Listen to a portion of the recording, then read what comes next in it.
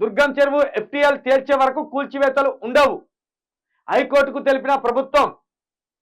కఠిన చర్యలు వద్దని లేక్ ప్రొటెక్షన్ కమిటీకి హైకోర్టు ఆదేశం.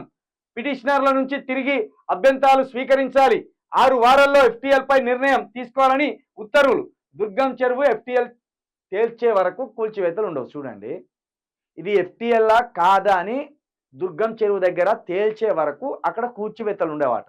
ఎందుకంటే ఇక్కడ రేవంత్ రెడ్డి గారి అన్న తిరుపతి రెడ్డి గారి ఇల్లు ఉంది. మరి ఇక్కడ ఎవరు తేల్చిండ్లా? రేవంత్ రెడ్డి గారు ఇక్కడ ఎవరు తేల్చిండ్రు? గిది ఎఫ్టీఎల్ పరిధి అని ఎవరు తేల్చిండ్రు?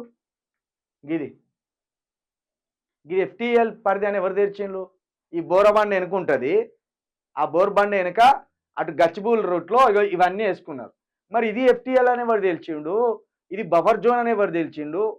ఇది ఇది ఇది శరుషికం అని ఎవరు తెలిసిండు? ఇదేమో తేల్చకముందే కూలగొట్టేస్తాను. ఇక్కడనేమో తేల్చాలట. దుర్గం చెరువు ఎఫ్టీఎల్ తేల్చే వరకు, దుర్గం చెరువులో ఇండ్లు కట్టుకున్న వాళ్ళు ఎఫ్టీఎల్ పరిధిలోనే ఉన్నారా లేరా అని తేల్చే వరకు అక్కడ కూల్చివేతలే ఉండొద్దు అని హైకోర్టు నుండి స్టే తెచ్చుకున్నారు. హైకోర్టుకు తెలిపిన ప్రభుత్వం. ఎందుకంటే అక్కడ పెద్ద పెద్దోళ్ళు ఉన్నారు కదా. పైగా అలా రేవంత్ రెడ్డి గారు అన్ని ఇల్లు ఉన్నది 20 కోట్లు 15 కోట్ల పెట్టి కట్టుకున్నాడు. గిట్లా అంటే పేదోడికి ఒక న్యాయం, పెద్దోడికి ఒక న్యాయం. అంటే పేదోడు ఇప్పుడు హైకోర్టు దగ్గరికి పోతే వాని గోడు, వాని కన్నీరు, వాని ఆవేదన ఎవరు పట్టించుకోవాలి? ఒక లాయర్ ఉండాలి.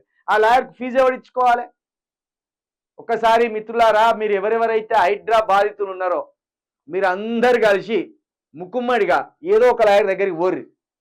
ఆ లాయర్ గారికి దండం పెడతారో ఏది పెడతారో పోర్రి. పోయి ఎఫ్టీఎల్ పరిధిలో మీ ఉన్నాయా లేవా తేల్చుకోర్రి. ముందు వీళ్ళకేమో గొప్పలు కాబట్టి కోటాను కోట్లు ఉన్నాయి కాబట్టి ఇన్ఫ్లుయెన్స్ చేస్తాను. చూడండి ఎంత దుర్మార్గం. ఇక్కడనేమో పోయి పరిశీలిస్తూనే ఉన్నారు. ఇక్కడ అవుటర్ దాటిన హైడ్రో ఇక్కడ పోయి పరిశీలిస్తూనే ఉన్నారు. మరి అక్కడ ఎఫ్టీఎల్ ఉన్నదా బఫర్ జోన్ ఉన్నదా అని ఎవరు తెలిసిండు అడిగి పోయి పరిశీలించడానికి? మరి ఇక్కడనేమో ఇట్లా ఇచ్చింది. ఇక దుర్గం చెరువుల ఇంకా 6 వారాలు, ఇంకా 6 వారాల తర్వాత మళ్ళీ ఒక కొత్త దేశంతో వస్తారు.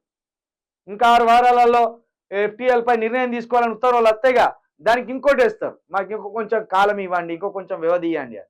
ఇక ఆ లోపు అసలు కూల్చివేతలు ఉండవు. ఇక దుర్గం చెరువు దగ్గర కూల్చివేతలు ఉండవు. అర్థమైపోయాయి.